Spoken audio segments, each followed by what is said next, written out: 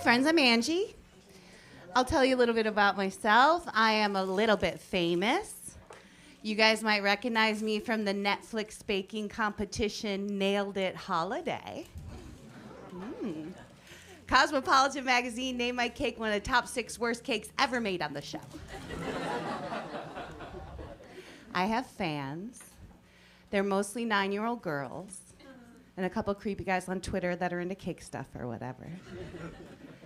One of these girls came up to me on the playground and she said, "Do you like baking?" And I said, "Mm-hmm. Did you see Nailed It?" And she said, "Mm-hmm." And I said, "How did I do?" And she went, and I said, "Would you like a picture?" And she goes, "You didn't win." I was like, "You came up to me, little girl. Where's your mother?" And I tapped on that bitch. I'm not actually a very aggressive person. I'm not a fighter. I mean, look at me. I'm Midwest hot, Wisconsin 10. I know my place in the world. I'm not even strong enough to push my thumb through the aluminum foil on the NyQuil. So I got to be a tough talker. I got to talk tough, right? And it helps that I'm Italian. Any other paisans here? We don't normally like to identify ourselves in crowds. Just ask JFK. Oh, my people killed Jesus too. See, a lot of people think the Jews killed Jesus, but that's not true. The Romans killed Jesus, and I want credit. My baby sister Tony and I are very light hair, light skin, like my mother. And my sister Nikki is very jet black hair, very caramel skin, like my father. So we were in the Kmart, and I was like chonking down on a huge dill pickle because it was the 80s, and that's what you did in Kmart. And this woman came over to my sister, and she kneeled down, and she said, "Is this your mother?" And my mother said, "Excuse me?" And the woman said, "I'm sorry, ma'am, you don't look Mexican." This is the moment the light bulb goes off. I'm going to convince my sister that she was adopted. So we have this like display birth certificate you get at like the grocery store. Has little baby ink feet on it and a picture, and you write down how long it is and how much it weighs, and you put it in a frame, you put it on the wall. So I said, "Nikki, I can prove that you're not Mexican." And I brought her over to the picture, and I ran my finger across a tiny sentence at the bottom of the frame, and it said, "Made in Taiwan." I said, "You were made in Taiwan. That's a legal document." And she started freaking out. She was like, "My real family's gonna come for me. My real family's gonna come for me." My mother was so shaking mad with me. She said, "Your father's gonna deal with you." So behind that closed door, my dad said, "Don't tell your mother that I didn't hit you. And don't tell your mother that I'm drunk." I'm kidding you guys. He hit me. He was drunk. It was the 80s. I'm married. I've been married for 20 years now. Thank you, thank you, thank you, thank you. Fun fact, I'm extremely anemic. That means I bruise really easily. That's what my husband wants me to say. My husband hates that joke. He's like, "People are gonna think I beat you." I said, "No, they're not. Look at you, come on." I said to him the other day, "Babe, if you murdered someone, I wouldn't tell on you, and I'd help you bury the body." And he goes, "You would be useless burying a body." And I said, "What?" And he goes, "What's the first thing you would do?" And I said, "I would buy a lime." And he said, "Where would you get it?" And I said, "Jewel." And he said, "That's the wrong lime." This is honestly what I thought. Like, you make a hole, and then you put the body, and then you squeeze lime juice over it like you're sauteing it. And the lime juice kind of pickles the body so it doesn't smell. Like, it would smell refreshing, actually. And he said, "You would get caught. The Jewel would call the cops, and they would say, 'Some lady just hit 5 jewels in a row. She bought all the limes and 1 paring knife. And because of you, we would lose the children.'" And I said, "You're the one that murdered him." And he said, "He deserved to be murdered." And then we fucked because role play's fun. I have a gay daughter. She's poly, bi, gender fluid. Her pronouns are she, they. And I was like, "Can mommy just call you gay? Is that okay?"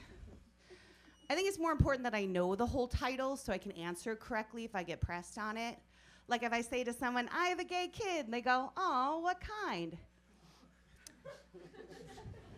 I'm trying to be more progressive. I'm trying to learn from my gay daughter.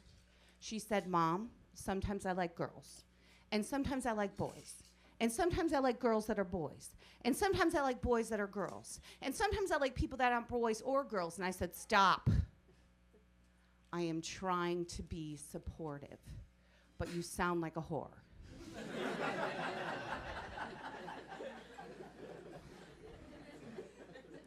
Now explain it to mommy again slowly, and at each point tell me how many people are involved. She's 19 now, and we were out shopping, and she took a picture of a closed down Bye Bye Baby, and she went, Roe v. Wade. And I said, what are you talking about? And she said, isn't that an abortion clinic? I said, the Bye Bye Baby? The Bye Bye Baby is not a place where you can buy a baby, nor is it a place where you say bye-bye to a baby. It's a place where you buy things for a baby. And she goes, well, that's a confusing name.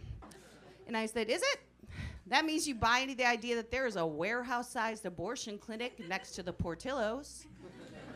Or there's some black market store where you can buy and sell children next to the Portillo's. And if you couldn't tell from that absolutely 100% real conversation that I had with my daughter, she has high-functioning autism. Now, we didn't find out she had autism until she was about 17. And when I found her diagnosis, it hit me right in the chest. I just thought, that makes so much sense. I just thought she was an asshole. And it's true, it does make so much sense, and we do communicate so much better now, but here's what came out of it.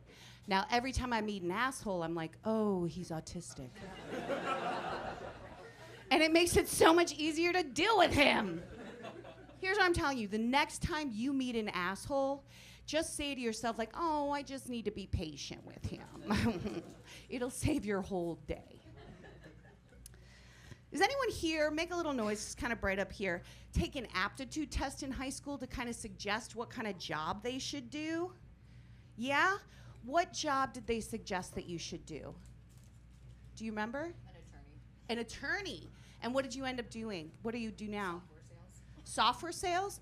So that's the same, kind of. A lawyer, that would have been a lot of debt, but maybe a little more money than software sales. I don't know. I think it's fine. I think you're fine. Okay. Just by looking at me, not a performer, what do you think is the job they suggested for me? I have to answer carefully. What'd you say? So I feel like I have to answer carefully. I'm not going to roast you, I promise. Teacher? Yeah. Oh, I would be a terrible teacher. I'm a bad drunk, so I would be hungover every day. I'd be like, kids, we're watching videos of animals fucking. Mrs. McMahon's tired. I don't know. No, they said florist. I know. I mean, would you trust me to put your parents' funeral arrangement together? You haven't seen my baking. Does anyone here make a little noise, consider themselves an aggressive driver, like someone who kind of weaves in and out of traffic? Yeah, over here? What's your name? I'm not an attorney. What's your name? What's your name? Amanda. Amanda? Yeah, we all fucking hate you, Amanda. Everyone who just laughed fucking hates you. You're with Amanda. How do you feel about her aggressive driving? She's my cousin. She has to be nice. Yeah.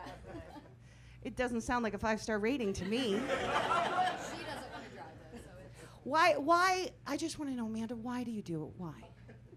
I'm impatient. You're impatient. I'll just be patient with you.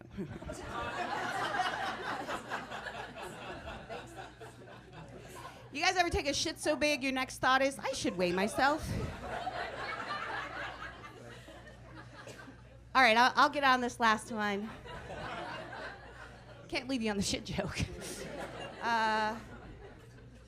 My baby sister, Tony, was born 4 months premature. And she was born with half a heart and 1 lung. And she had to live in an incubator for the first year of her life. And they said she wouldn't live past the age of 5.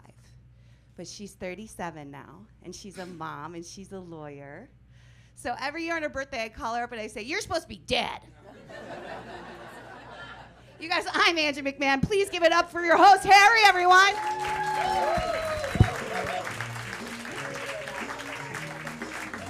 One more time for Angie, everyone. Oh my gosh.